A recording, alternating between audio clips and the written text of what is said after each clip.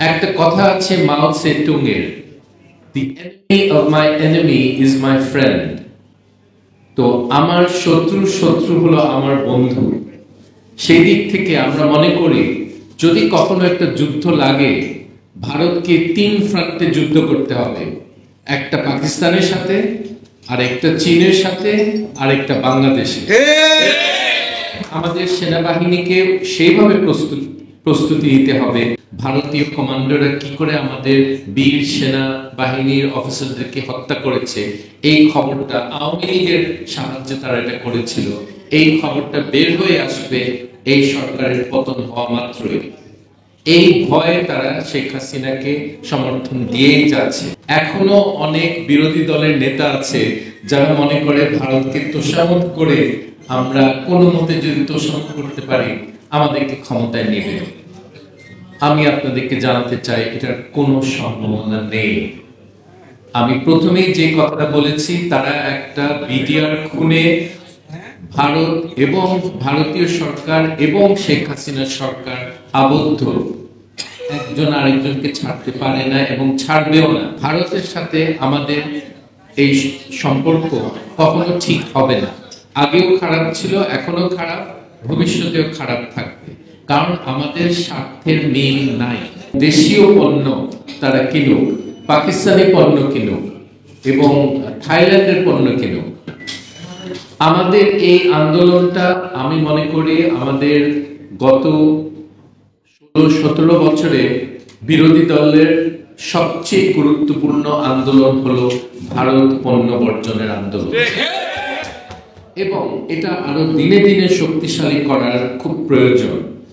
যারা মঞ্চে উপবিষ্ট আছে, আপনাদেরকে আমি দাওয়াত দিতে চাই, আমরা বিভাগীয় সব কেন্দ্রে মিটিং করব। শুধু ঢাকায় মিটিং করলে হবে না, জনগণ তো সারা দেশে আমাদের পৌঁছাতে হবে।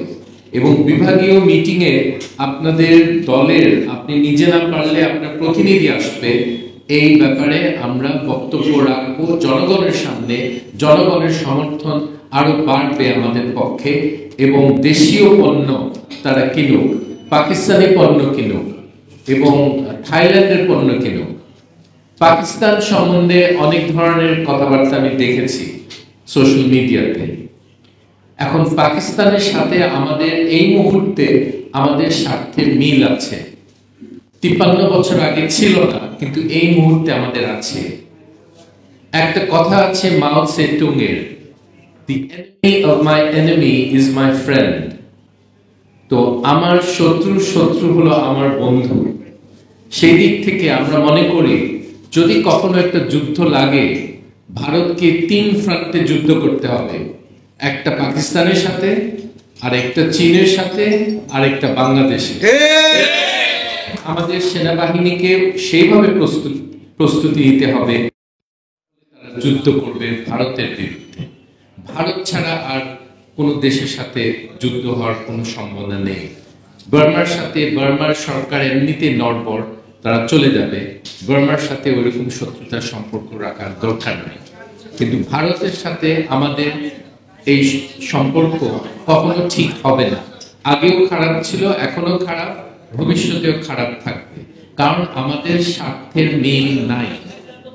আমাদের স্বার্থের মিল আছে নেপালের সাথে, শ্রীলঙ্কার সাথে, পাকিস্তানের সাথে। চীনের সাথে অত বেশি না হলেও, চীনের তো তারা খুব খারাপ সম্পর্ক ভারতের সাথে, এবং তাদের ৬২ যুদ্ধের পর তারা ভারতকে যে শিক্ষা দিয়েছিল, ভারত খুব সহজে চীনের সাথে যুদ্ধ করার কোনো পরিকল্পনা করছে না। তারা তখনও মার খেয়েছে, এবারও আবার মার খাবে যদি চীনের সাথে তারা কোনো কিছু চেষ্টা করে। ৬২তে তাদের রাষ্ট্রপতিকে জিজ্ঞেস করেছিল যে আমাদের ফ্রন্ট লাইনের একজন লেফটেন্যান্ট জেনারেলকে নাকি চীনরা তারা ক্যাপচার করেছে, তারা তার কাছে আত্মসমর্পণ করেছে, তাদের দিকে চলে গেছে। রাষ্ট্রপতির উত্তর ছিল, আই এম সরি, কিন্তু খবরটা সঠিক না। সে দুঃখিত যে এই লোকটাকে চীন ক্যাপচার করতে পারেনি। এই অবস্থা, তারা এত এত খারাপ পারফরমেন্স দিয়েছিল 62-তে, এখন তো চীন, তখন তো চীন শক্তিশালী ছিল না, এখন অনেক বেশি শক্তিশালী। ভবিষ্যতের জিওপলিটিক্সটা অন্যরকম হবে। আমাদের দেশে আমরা ভারতের অনুমতি নিয়ে ক্ষমতায় যাব আমি আশা করি না, এবং আমি মনে করি মঞ্চে ক্ষমতায় গেলে জনগণের মতামত নিয়ে আমরা ক্ষমতায় যাব ইনশাআল্লাহ। জনগণের মতামত, নট ভারত চায় কি না চায়, ডোন্ট কেয়ার। আমি পার্সোনালি কেয়ার করি না, এবং আমি মনে করি এই মুভটা এই দেশে এখন আরো শক্তিশালী করতে হবে। এখনো অনেক বিরোধী দলের নেতা আছে যারা মনে করে ভারতকে তোষামোদ করে আমরা কোনো মতে যদি তোষামোদ করতে পারি আমাদেরকে ক্ষমতায় নেবে। আমি আপনাদেরকে জানাতে চাই এটার কোনো সম্ভাবনা নেই। আমি প্রথমেই যে কথাটা বলেছি, তারা একটা বিডিআর খুনে ভারত এবং ভারতীয় সরকার এবং শেখ হাসিনার সরকার আবদ্ধ, একজন আরেকজনকে ছাড়তে পারে না এবং ছাড়বেও না। ভারত জানে শেখ হাসিনা সরকারের পতনের পর, পতন কি করে হবে সেটাও আলাপ করবো, পতনের পর তখন আসল সত্যটা বের হয়ে আসবে। ভারতীয় কমান্ডোরা কি করে আমাদের বীর সেনা বাহিনীর অফিসারদেরকে হত্যা করেছে, এই খবরটা আওয়ামী লীগের সাহায্যে তারা এটা করেছিল, এই খবরটা বের হয়ে আসবে এই সরকারের পতন হওয়া মাত্রই। এই ভয়ে তারা শেখ হাসিনাকে সমর্থন দিয়েই যাচ্ছে, এবং এটা আমাদের এটা জানা উচিত কি কারণে তারা শেখ হাসিনাকে সমর্থন করে।